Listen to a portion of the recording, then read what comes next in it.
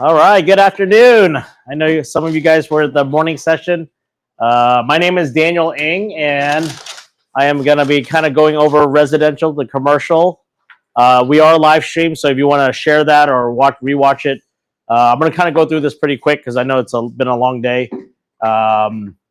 So I've been doing commercial real estate since I was born in the womb. My parents were in multifamily back in the 80s and also did development. And then right after high school, right after I graduated Plano East, I got my real estate license. But then I went off to school to study banking and finance. I came back in 2001. And from there, I started my commercial career. Not your typical agent. I was, because my family was in the business already, I kind of was learning the property management side, managing the retail centers, things like that. So a lot of you guys are on the residential side. So a lot of commercial brokers, typically you just refer it out. You don't get to learn.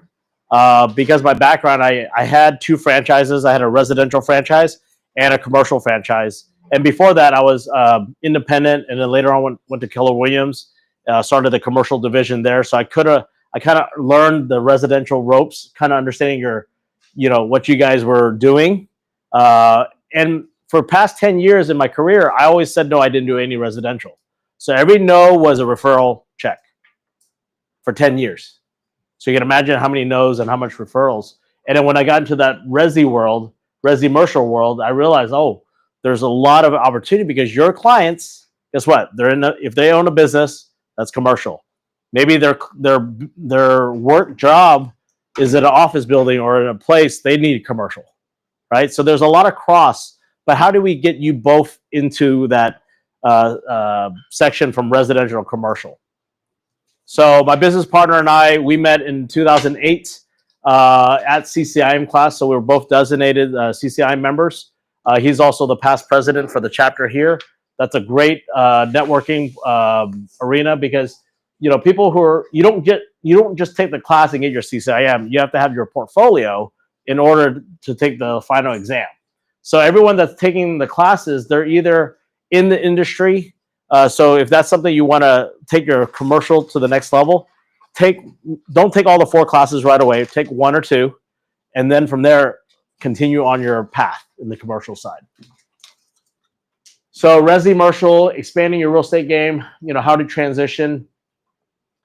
I always share that, commercial is a total different animal. Because our lingo is different, the way we speak.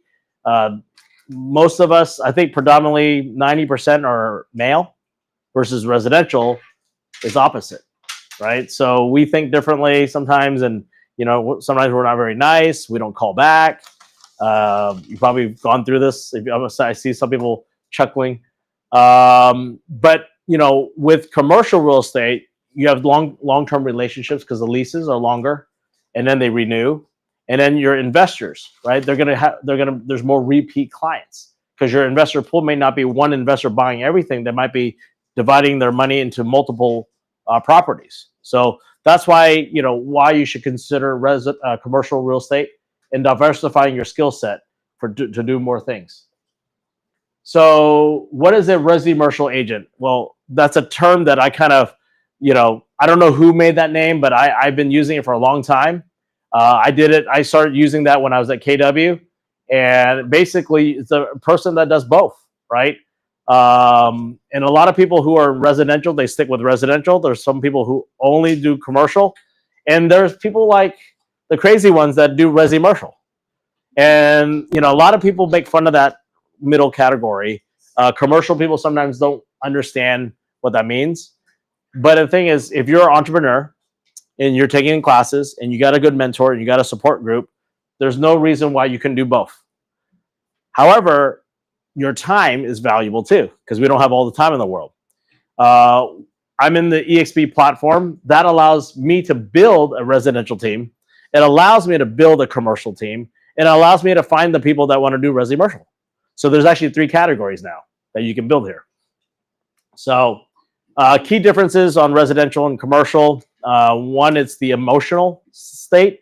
versus everything is more financial decision making. Typically in a residential, it's like, oh, I don't like the kitchen cabinet colors, and then it kills the deal. Where if we don't like something, we're just gonna like, how much does it cost to replace it, and be done, and just move on, because the location. Sometimes the location is more important than what it looks like, or have to rebuild it, whatever. Transaction timelines. You guys close in 30 days. We might close in 6 months. It might close in a year, 2 years. I was working on the Plano Market Square. We sold that property. It took me 4 years to get that thing sold. Went under contract, I think, 8 times. So a lot of time, a lot of spent, money spent, but it closed during COVID. So we were very lucky and fortunate, and now it got redeveloped. There's multifamily there now. There's an office component.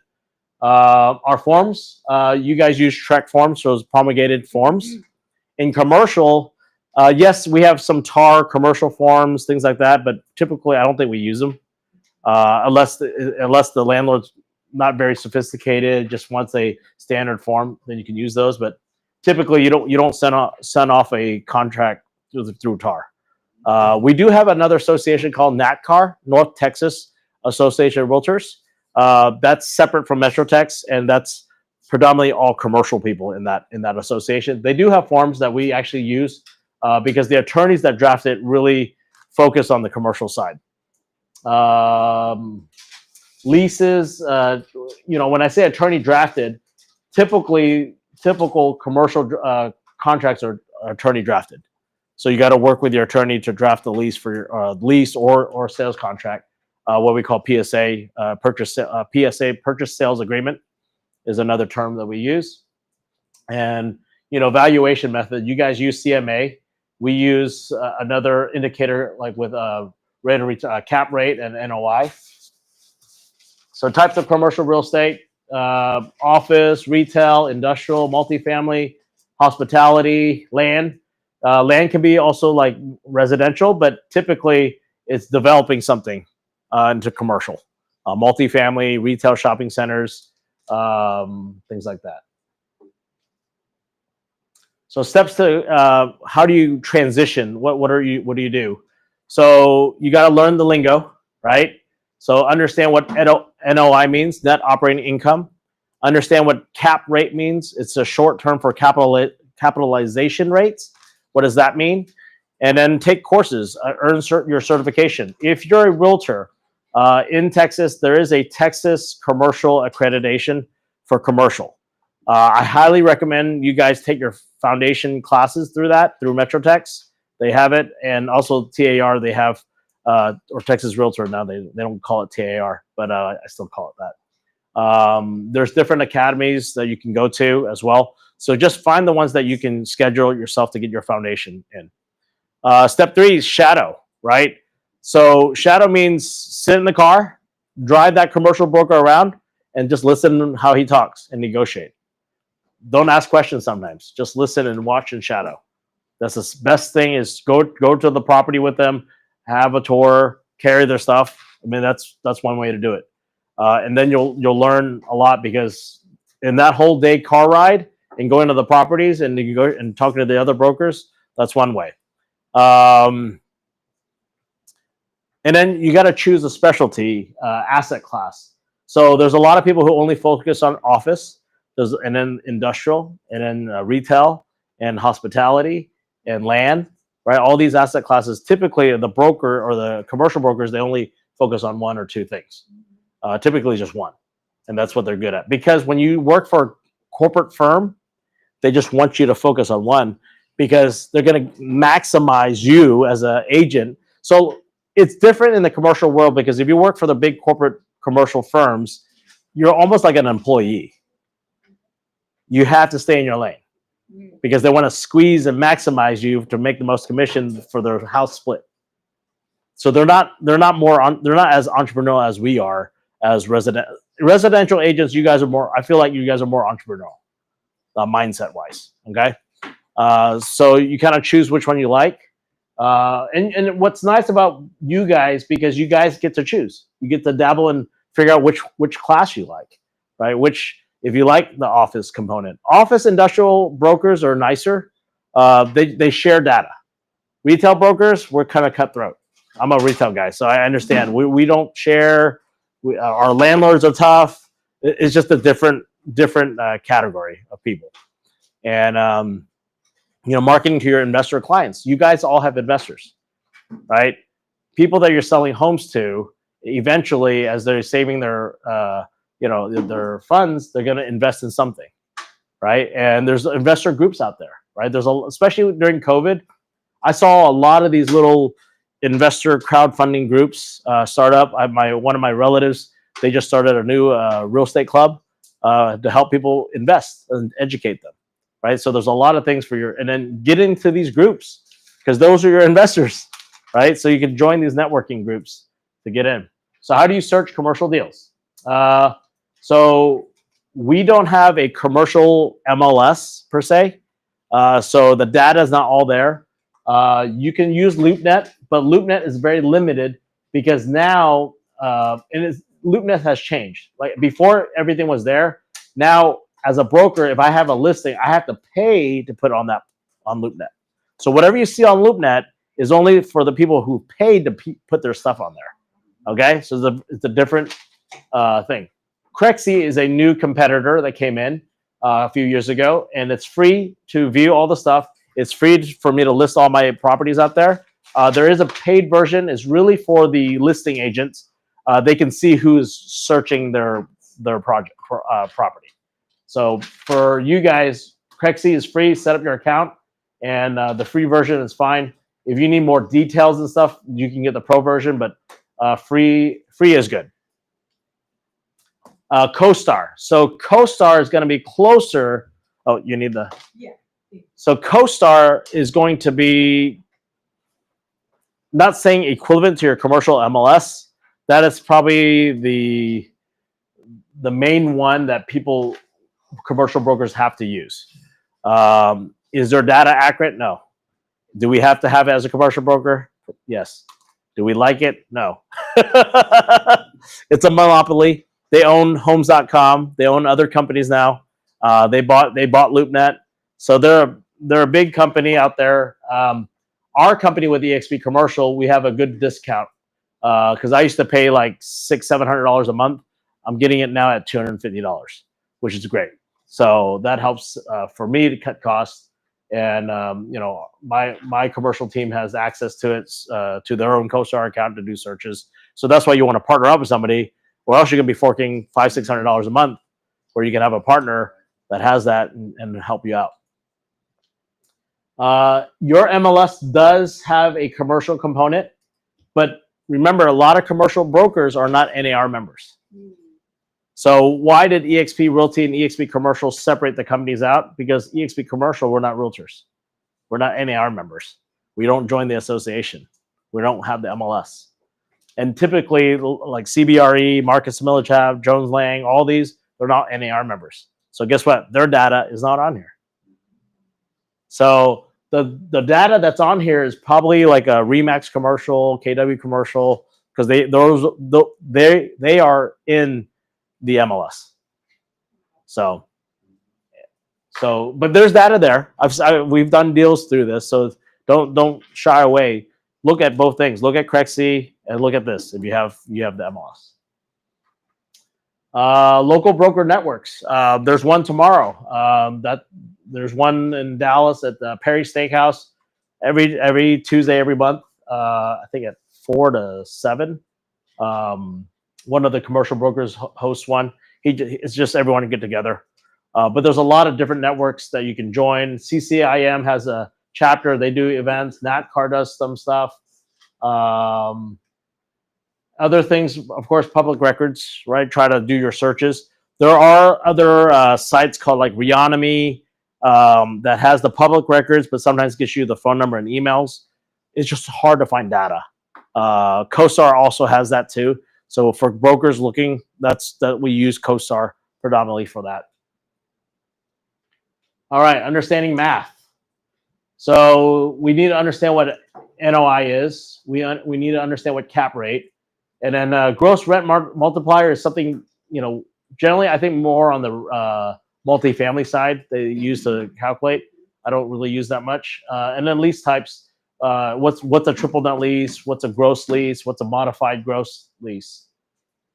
So with NOI, basically you take all your annual gross income and then you minus it by the operating expenses.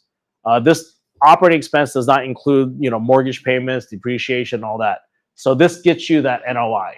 And this NOI is really important because once you get the NOI, you can kind of get the valuation of what the property will value at. So the next one we would talk about is cap rate. So when we go to cap rate, cap rate is here. So cap rate is basically your NOI divided by your property value, which gives you the rate. So if you know the cap rate, then you can kind of know what the value is. So you just need to have two to figure out the formula. Okay. So gross rent multiplier is basically if you have the property price divided by the annual rent income, kind of gives you the GRM, and then from there you can kind of compare other properties right away. So it's a quick indicator, but I really don't use that. And then lease types. Triple net lease, you probably hear that all the time. So typical like retail centers, we have our what we call base rents plus the triple net rent. So what does that mean? Right? And what is the triple net? So if you're negotiating a lease, say it's a 3-year term at $20 a square foot plus triple net. Well, you got to ask what because the triple net changes. So the triple net includes property tax, property insurance, and then what we call CAM, common area maintenance. And a tenant is saying they have 5,000 square feet. They're paying a portion of their space for the property tax, property insurance, and then the common area maintenance. All right. And if the property taxes go up, guess what? They would have to pay the increase.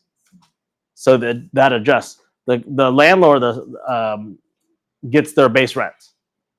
See, versus multifamily, if your expenses go up, your rent doesn't go up. You're taking, as an owner, you take in the hit.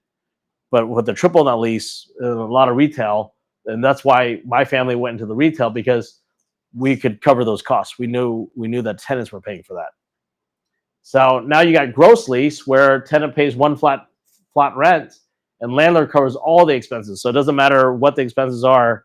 The tenant's rent is this. Typical warehouses, the older leases that we had were gross lease. And now they got smart and they went modified. So some of the expenses are covered. So maybe like the electricity or certain things are covered, but not everything. So we have a modified gross lease as well. I'm going to go back to the cap rate because I know that's going to be a question here. So cap rate is important, but it's not everything. A lot of people, like when they come to me, like, oh, my client wants a 9% cap rate. Okay, what does that mean? Like he means he wants a 9% return on, if he bought something, it would be a 9% return. But 9% is a little high because it's an indicator, your risk. So it kind of calculates, because the lower the cap rate, the higher the sales price, right? The higher the cap rate, the lower the sales price. But if it's higher the cap rate, that means the property, so it's an indicator of how much risk this property you're buying, right? If you buy a Starbucks, low cap rate, maybe 5%, right? Because it's a corporate guarantee, 20-year lease, things like that. So they can sell the property higher. We can go over more detail later. I don't want to kind of confuse you, but that's when you see that term cap rate, and you'll see it in any offering memorandum of valuing a property. So if you look at the market value of 10 million, the NOI is 500,000, it's showing a 5% cap rate. What happens if we move this lower, say to 4%, this number will be higher. If we move this number to 8%, this number will be lower. Okay. And if you're just looking at it just by, you can't value everything by that. But if you see that the cap rate is at 10%, then we gotta, in the market, like what's being sold is at 7%, then we got to say, hey, why is this property selling at 10%? Are the leases shorter? Are there leases coming up? You know, maybe there's a big tenant moving out. So things like that. But we don't know until we have a whole case study. But that's what example of a cap rate. All right. So timeline. I know this is important. So if you can focus, 1 or 2 months, starting your classes, starting the shadow, right? And at the same time, network with investors and partners. And then, by the 5th, 6th month, you should be able to get a small commercial deal landed to work on. But then you got to focus 6 months, meaning, can you drop your residential for 6 months? Can you really focus? It's hard. So that's why you got to find a mentor that's willing. A lot of people don't have the time, right? If you say you don't have time to drop your residential, how can this commercial person take you on for 6 months and so you have to find someone that's willing to work your schedule, and they're willing to, and you have to work their schedule, right? So you got to find those partners that are willing to do that. And then at the same time, you got to figure out which is your niche, which asset class do you like. I have a guy that only likes restaurants. He was a DoorDash guy, so he picked up a lot of restaurant deals because he knows all the restaurant owners now, right? So those are things where, you can do where you're connecting with people on DoorDashing. If people are doing DoorDash, nothing wrong with that. I mean, it's a business, right? Your own thing. Like all these things came out in 2009. These ideas of having a platform. EXP also came out in 2009. It was a platform for brokers, for real estate agents. So the importance of partnering with a commercial specialist. So one, if you're at a residential company and your broker doesn't do commercial, you have to find a commercial person because it compliance with your license. Because if you're not competent and you're trying to do something you're not competent and something happens, guess what? You're in trouble, and your broker's going to be in trouble. So it's best to partner up with somebody to work together. Maybe a few times refer and learn. So a lot of agents come to me like, hey, I'm going to refer this to you, but I want to learn everything. The way you're going to learn everything is refer it out, stay on the emails, read those emails, don't ask questions yet, and then get the deal done. You do a few of those like that, you're building a relationship with this commercial broker that's like, oh, you're serious, you do have clients. Then that commercial broker is going to take time with you to do that. Or also they don't even want to take the deal, right? Because they don't know if you vetted the client yet. They don't know what's going on. And I get a lot of calls all the time from EXP, like, hey, I want 50%. I'm like, well, are you going to do 50% of the work, right? Just do your typical, refer. Sometimes a referral is not even 25% because it might take a whole year process and a lot of driving around and negotiating different properties. So typical referrals can range from 15 to 25%. So it may not be, some people want more than 25%. They see the dollar sign, like, oh, I want 50-50. And a lot of my team members are like, no, it's not going to work that way unless you're really seriously and you've gone through the trainings. If you're brand new, don't ask for 50-50. So because sometimes you're like a top producing residential and you come in like, well, it's my client and I want 50-50. And you have to come up with this attitude. The broker's like, oh, go find somebody else to do it. But you may not even close it. So just be careful who you talk to. Just make sure it's a partnership. Whoever you're bringing this to, make sure it's a structure of the deal where you're partnering, getting the guidance, set the expectations from both sides. So, all right, tools and resources. Well, Eng CCIM Institute, NatCars here. They do a monthly events, local commercial boards, coaching and mentorship groups. There's a lot out there. EXP Commercial, we have Academy. I know that they give that to the residential side. I don't know when they schedule that. I think once a month there might be a little class or video that they go through. There's like a 6 weeks program. If that's something that the group is interested, we can take that program. And Katie's taught the class before. You're doing that on Tuesdays, so we have that here. If there's enough demand, you just have to let us know. Like, hey, there's a demand for it. Let's start it back up. Let's get a couple of leaders, and I can schedule and have different speakers, every module that comes in. We have a 6 weeks program. We can have 6 coaches come in because everyone has different ideas how they coach, and you get to learn from them. Building up your network. So, there are mastermind groups. There's investor meetups.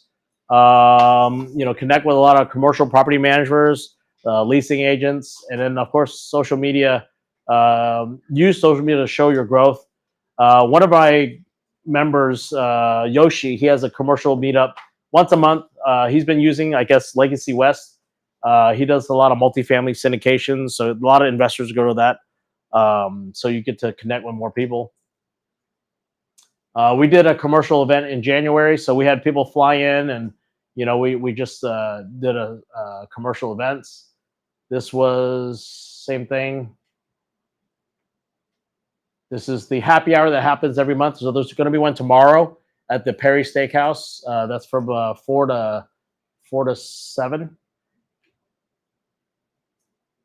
This was a event that we did around Texas. We went to Dallas, Austin, San Antonio, and Houston. That's my business partner, one of my partners, taking a break. So I took a picture of them there. This was a multifamily workshop. We had a multifamily workshop here.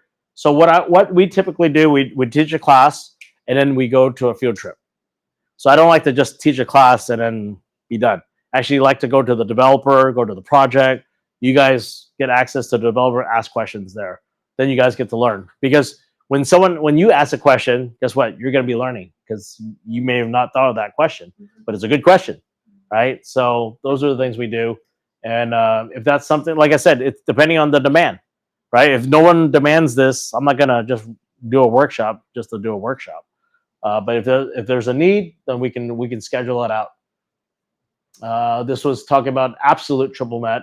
These are more like ground leases where you lease the ground and basically the tenant builds the property for you and they pay directly the property tax, property insurance, everything. So that's what absolute triple net is. So you just get rent, just leasing the ground to them. And when the lease is over, they hand you back a free building, pretty much. Unless you have the clause where they give you back the land. So you got to make sure you read, do you get that building back? So some of the 7-Elevens, they tear it down.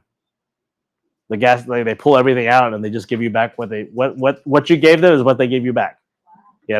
So yeah, so like at the old Garden Ridge, the lease stated if they did anything outside, they would have to put it back to the original. Well, the seller goes, well, you change this and change that, you got to repaint my whole building. So they repainted it back to the old Garden Ridge colors because they weren't at home. They went back to the orange. So yeah, things like that. This was a lot of events that we go to. This was Barcelona. Got to connect with a lot of different people. Natalie was there. This was EXPCon in 23. And we have this year is our first EXPCon commercial event in Miami. So we're going to do it on the October 20th. The first day we'll have our commercial session, and then next days will be all the residential stuff. Is that included in the ticket? Yeah, it's included in the ticket. So the commercials, we have a room for the commercial people now. Yeah, we're kind of like the stepchild for EXP. We have 1,000 versus 90,000 agents. So but we do our own thing. So action.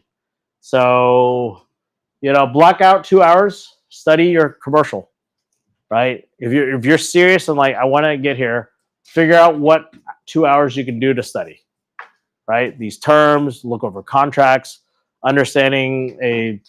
ask for a sample commercial contract. Understand the difference from your residential. We don't have option period. We have feasibility period, right? Consideration, you guys do like $1,000. We just have $100. That's because it's different. Because when a person goes in to buy something, they have to go do their due diligence. They got to check all the leases. Is there an environmental issue? we'll let appraise, a lot of this stuff. So we don't put $1,000 unless you want to negotiate that and be a more of attractive contract if you really want it. But typically, if you use the NAT car, it's just $100 is our, I guess we say, option fee. So very different. But after 30 days or 45 days, your $100,000 earnest money might go hard. So it's very different. Schedule coffee meetings with commercial brokers. So pick their brain, take them out to lunch. They need to eat. So see if they can share some insights. They're more morning people. So coffee, 7:30, 7 o'clock is when they meet up. When we do our night car events, our meetings start at 8 o'clock, finishes at 9. After that, it's work. So it's a very different thing. Residential, you guys like to do a lot of happy hours. We like to do our meetings in the morning. So, and then weekends, we don't work weekends. So don't ask a commercial broker to show a space and things like that on the weekends. It's not going to happen. And then summers, very slow. Why? That's when they travel. So a lot of owners are out of town. So the commercial brokers are out of town. And then once Thanksgiving, Christmas hits, it's kind of everyone slows down too. So it's very different. So you just got to understand, the ones that work on the weekends, It's sounding a lot more appealing. Oh, the more appealing. It's different. It's different. I mean, it's 9 to 5, so you got to look at commercial time. You got to come in the office. Banker hours. Yeah, banker hours. That's how it is before. Is it changing because of the Resimercial? Yeah, because you guys are more flexible. You guys are willing to work with different clients that are needing to see on the evenings, right? But your typical investors are going to be banker hours. But there is still that niche. So if you're in a category where, well, my restaurant owner can't get out, he only can do certain days, then you got to work with them, and then you got to find those brokers that are willing to work. Or if they have a lockbox, typically typical on the commercial side, we have to open the door. One is a liability, right? Because sometimes you're going to a space that has all the equipment, and if you're relying on some other broker forgetting to lock the door, that's it. Career's over. So typically they have to be there and open the door. Some do have lock boxes, but don't. Yeah, usually they don't. So I guess one of the etiquettes is don't look like you're a residential person talking to them. And sometimes they CC me. So some of my residential team members, they'll CC me in the email. And if I know the broker, if they tell me who it is, like, oh, I know that, I've dealt with them. And I'll just respond like, hey, John, thanks for working with Kelly on this deal. Hopefully you guys can make it done, make it go through. Let me know if you need any help or anything I can assist with. That's it. Then they know that somebody else is helping that agent, because they might sense they're new and they'll just, run over them. That's right. So use my name, use Calvin's name, my business partner, whoever, CC me. Just let me know if you need me to respond, or because I'm CCing on a lot of stuff. But if they don't tell me that I need to respond or look at it, I don't look at it. So, what was it? Start working on one deal with a mentor and partner. I would do at least 5 or 6 deals first before you really know what you're doing. It's going to take time. I mean, you look at a lot of junior brokers that join, like Marcus and Millichap. It takes them 2 years to be in a team. So they're paying 50-50 split to the house, and they're part of a team that's paying 50-50. They only get 25%, right? And they take 2 years to learn this business. So for you as a residential agent, you have to put the ego down too, and also learn. Like, it takes time. Yes, you're more seasoned in negotiating because you've already done negotiating, but you have to start almost like new. You can probably learn faster than these junior agents that join out of college, but at the same time, they're doing a lot more research. They know how to use CoStar right away. They can, and they're building their database. You have your database, but it's not like their database. Okay. Yeah. Question and answers, Q&A, anything? Maybe 25%, but from a bigger check. right? Huh? It might be 25%, but it's a bigger check. Oh yeah, it's a bigger check. So one of the strategies, because our platform is pretty unique, is you can introduce us to a commercial broker that you're wanting to bring onto your team, into your organization. So imagine that, we're talking to you. You can, if you know someone like, oh, this would be a great platform, Daniel, but I don't know how to explain EXP commercial. Well, that's why I'll help you. And then therefore, if you imagine bringing a commercial leader here, well, guess what? That's your partner for all your commercial deals, right? And then imagine they're growing their commercial team. That's one way to do it. That's what I did with the residential. I don't do residential, but I have a lot of residential partners that do the residential side. You can do the same thing with the commercial, but commercials, their ego's higher. So if you bring someone like me on, at least I can kind of hopefully try to bring it down for them to understand and listen, because they have to be open-minded about this platform. But then, I'm meeting with a commercial broker tomorrow. My business partner set it up. We've met them before. I just have to find some pain points, understanding how I can support them. Yeah. Any other questions? I know it's like pretty basic, but kind of hopefully you have an insight of like what you guys can do, because you have to start thinking about who your clients are, what business do they have, how can you help them, and then if it's like a restaurant owner, okay, then you got to understand restaurant terminology. Grease trap, how many gallons is a grease trap? The plumbing, how many floor drains? Vent hood, how many linear foot is there a vent hood? Because if they want to sell that business or something, or they're looking for that, or they want to, say you go to the restaurant, you see that they have a 10-foot vent hood, and they say, yeah, that's all they need. Then when you're looking for another property, if there's a vent hood 10 feet or more, right? If it's a vent hood that's only 5 feet, well, it's not going to work. So then you're wasting time showing that space, and they go in there like, oh, this is not going to work. And You just, look at you like, yeah. So there's a lot of little things. I mean, there's no way I can go over this with you, but those are little things like that. You had a question? Yeah, so actually, thank you for sharing all of this, because it was pretty comprehensive, and it actually hit me really good, because when I was in Keller Williams, I joined KW Commercial. Okay. I went through all the training because I wanted to do commercial. Yep. And they are not really pro Resimercial agents. Yeah. They're like, you either commercial Correct. or residential.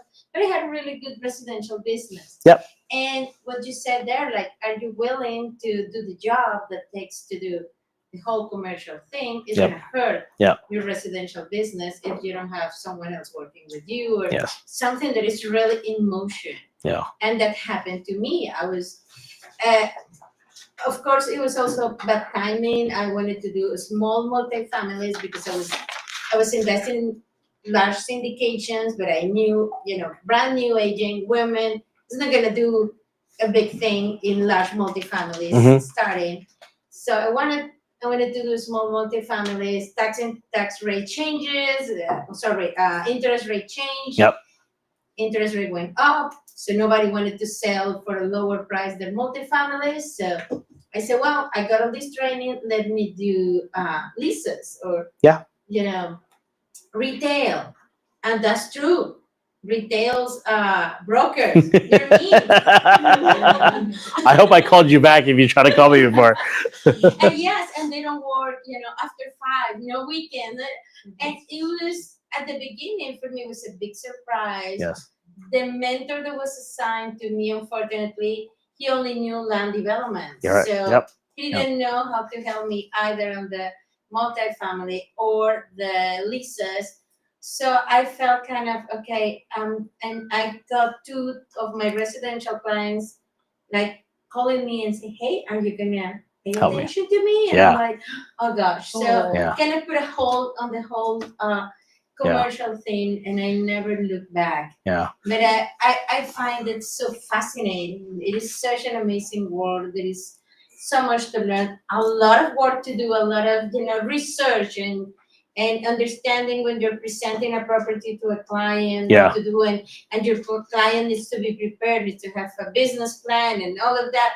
You don't have that in research. Yeah. So so much learning there, that I agree with you that you cannot just pretend that you're gonna do your first transaction if you don't have experience. Correct. Yes. So And a lot of these companies like KW Commercial, Remax Commercial, Coldwell Banker Commercial, they're still a residential company. They add a commercial person inside that office. So really, they have to protect that commercial broker or agent that comes in because they're getting all their leads.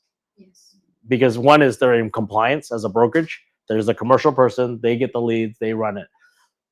They don't want the residential people to do the deals because they have an agreement with this broker that came in. What EXP did was we separate the companies out. EXP Commercial is pure commercial. We don't do any residential at all. We can do some new home sales, but we don't have MLS. The realty side, very unique. You guys can be the Resimercial because it doesn't mess with the commercial side because we're two separate companies. So very different. So, but if you go into the EXP World broker room, those brokers are not going to teach you anything on commercial. So they want, if you go in there, like I have a commercial question, they're going to refer, like you need to talk to somebody inside EXP Commercial to mentor you, and then you guys figure out a deal. Yes. But if you're already understanding, you already have your certifications, you know what you're doing, you can be Resimercial. The company's not going to stop you from that. Question. Yes. Would you suggest that we try different types of commercial avenues to find out what we are more attracted to if we don't already know? I think you should interview different brokers that specializes in different things and ask them why they got into that and what understanding, what it is. Like there's like office people are not retail people. Their personalities are different. One more thing. Yeah.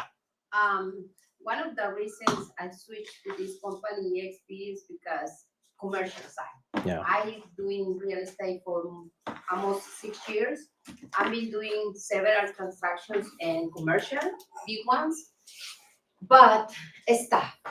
Those guys make me cry most of the time because it's nothing about residential, no emotions, no drama, no like my husband, this, nothing. This is business. Yeah. And it's very hard. So, and especially if you broker don't have that much idea what is commercial, you have to figure out your own. And you feel small like this in front of those guys. So, but I stopped. I went to Champions and paid for my classes.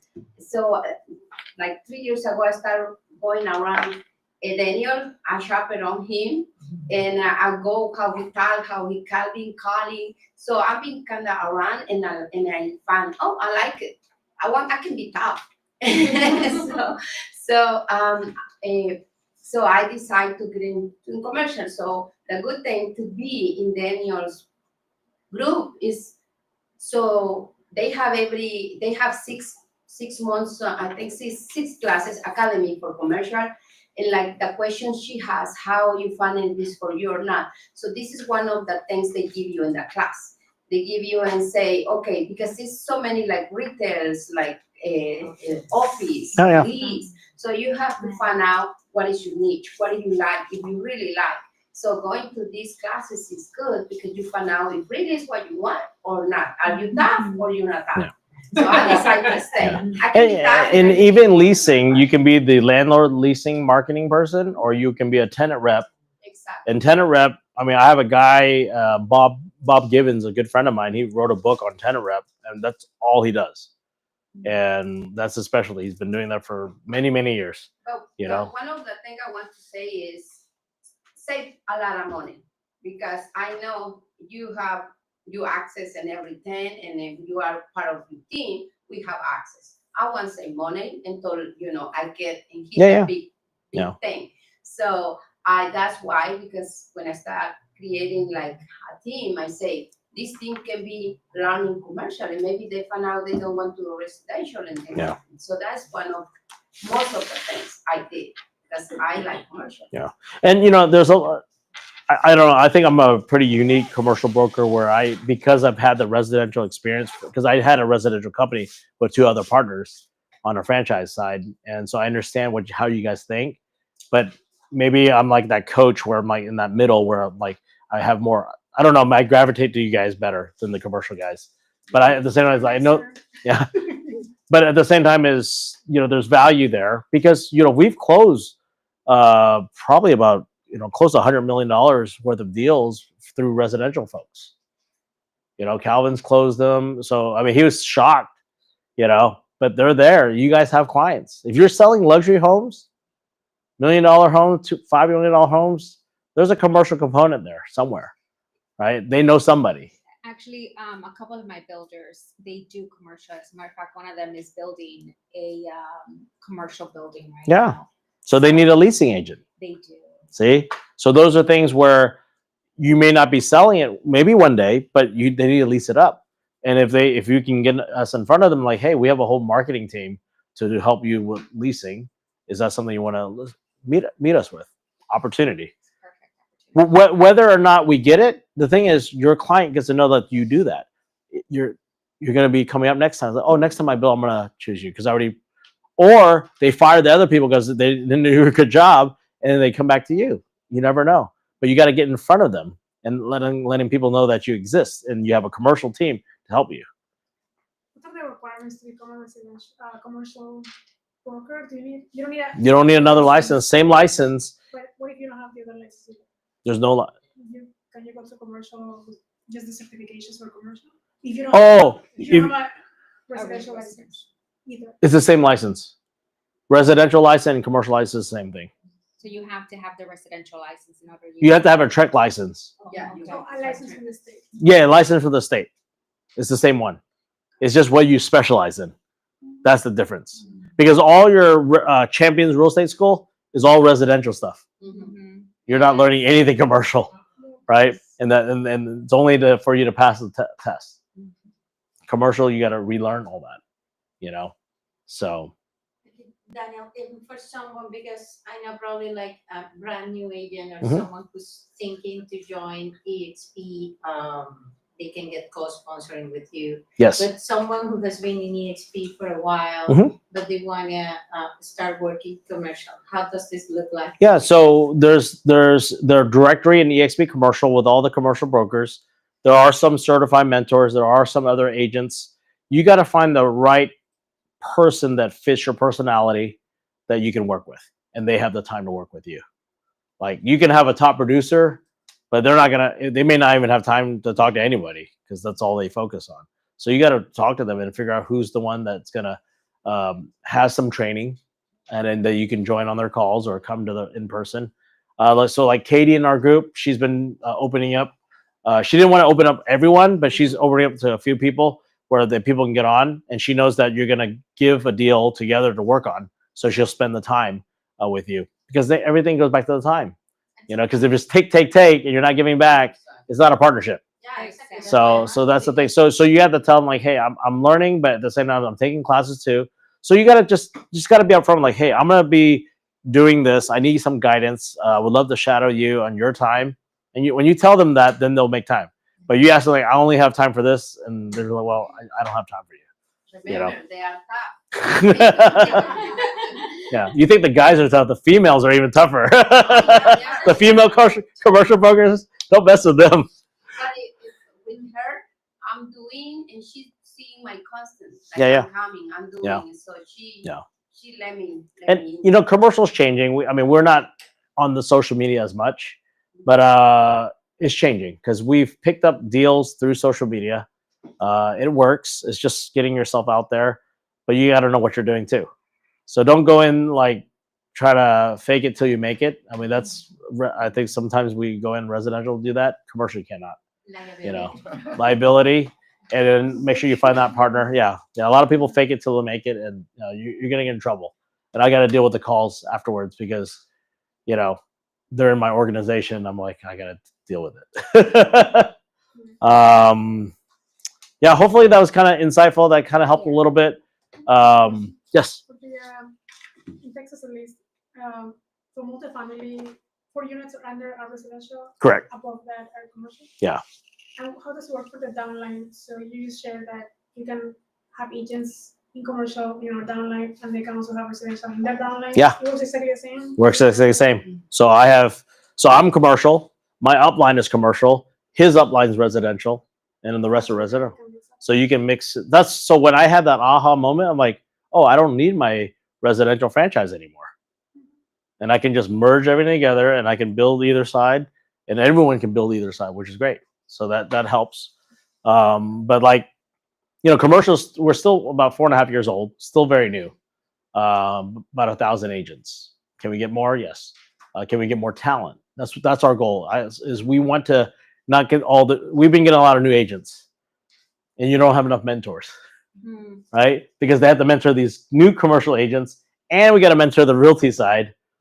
There's not enough of us. So if you know commercial brokers out there that are willing, that this platform can help them, and they can scale, I'll be glad to get on a call. I don't have to co-sponsor them, but I don't mind sharing.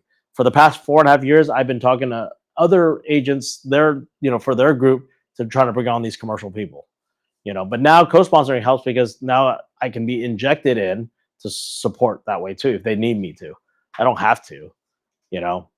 There's plenty of commercial people. I'm even using another commercial guy, not in my group, to mentor some of my agents. He's out in California because he's a coach. He loves coaching. He's a coach for his athletic groups, and he's a coach for commercial real estate. Paul Frank, he's a great guy. So those are people that you can connect with. He's directly under Brent Gove. I was actually on a call with him on Saturday. He's gonna. I hope he builds a team here because I can leverage his team, let them do the stuff, and I can still take care of what I enjoy. I enjoy meeting all you guys, meeting anything I can help with, explain, grow together. And the company really, I think, made the right move when they added co-sponsorship in May, because it just makes all of us. I think you're in Elena Cardone's, you're in C5, she's in Wolfpack, and then I'm in my other group. So, and then I don't know the other people in different groups, but that works because everything, we're all gonna be we're gonna have a new how you say it, sports shirt with all the co-sponsors' names in different groups, and that's the beauty. Yeah.